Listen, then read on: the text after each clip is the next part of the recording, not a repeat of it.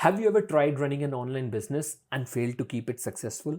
The truth is that only 10% of online businesses succeed on an average and rest of them fail in the first year of inception. Don't worry, I failed in 5 businesses before succeeding in the 6th one. Join me and learn how to change your failures into success with my experience being in this game for 14 years now.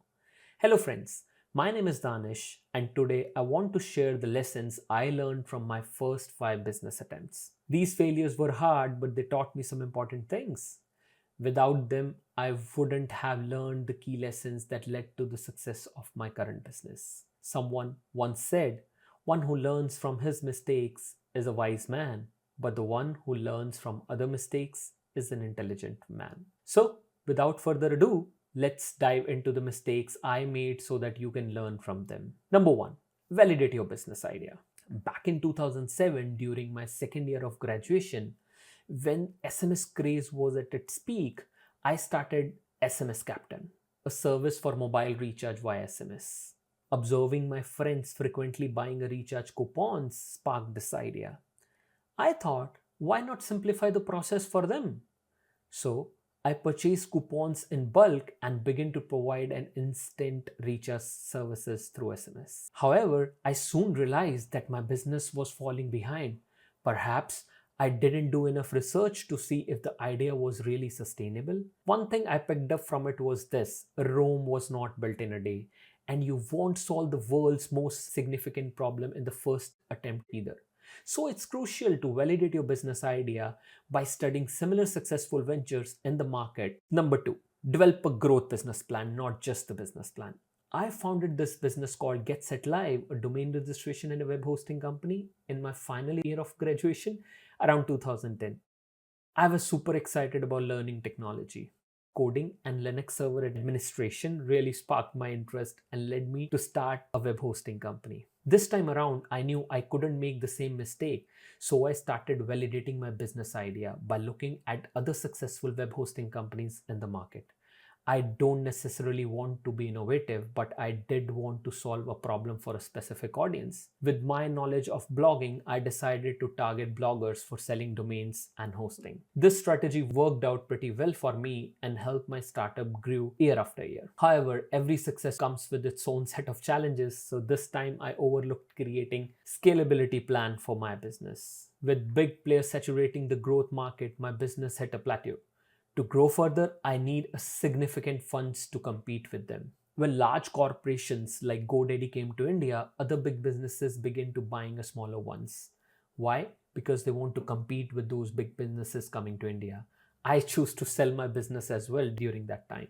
So, the friendly advice I want to share from my own business journey is this: always have a plan for growth ready before even get started. Number 3, reflect to understand why you started.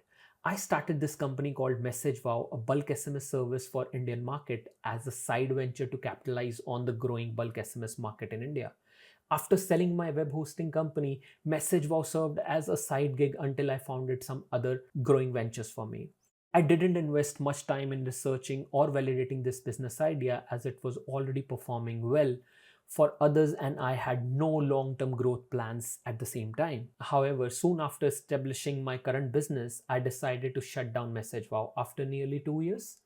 The lesson I learned from this experience is to think twice about why you started a business before deciding to shut it down. Number 4, find a profitable products. After selling my previous businesses, I was eager to start a new one as soon as possible. During my research for a new business idea, I observed that many office workers lacked motivation. I envisioned a simple poster with a productivity code that could offer some sort of an inspiration. Bearing this in mind, I launched an online business named Wadhwa, a blend of work and productivity. It sells posters to hang on office walls, each featuring a productivity code. Although I had the necessary funds this time, I made a poor product choice. I was selling posters, a low ticket product with a thin profit margins. I realized this quickly and decided to wind up the business within a year. So number 5, focus is the key for business success. While running two online businesses, MessageWow and Worduck, neither were generating enough profits to sustain me and my family. As a result, I returned to a square one and started a blog again. Despite having a money, I was expecting a quick results from my ongoing ventures. This made me realize that money can't buy anything. Everything in this world, including business, has its own growth cycle. Sooner or later, I realized that managing multiple things was causing the stress. Therefore, I decided to close this as well. After gaining these meaningful lessons from my failures, I decided to establish a WebDue, a digital agency that I currently operate. The journey of starting and scaling this agency into $1 million business is a long and insightful story. If you want me to share my experience on how I started and scaled my digital agency from zero to $1 million of annual recurring revenue, comment on this video and I will start working on it. Thanks for joining and I appreciate your time today. See you around.